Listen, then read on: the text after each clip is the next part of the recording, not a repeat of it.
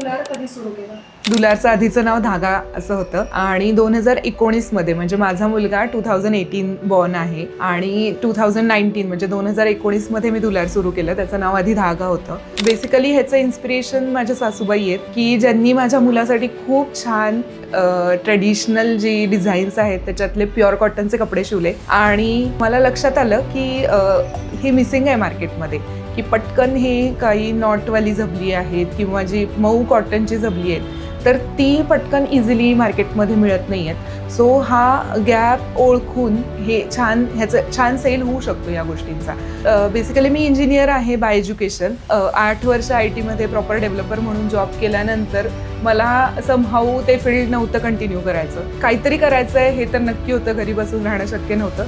पण मग हा खूप कनेक्टिंग वाटला बिझनेस मला स्वतःसाठी माझ्या मुलामुळं. सो अशा प्रकारे पहिल्यांदा धागा आणि त्याच्यानंतर आता जवळजवळ 3.5 वर्ष दुलार असं सुरू झालं.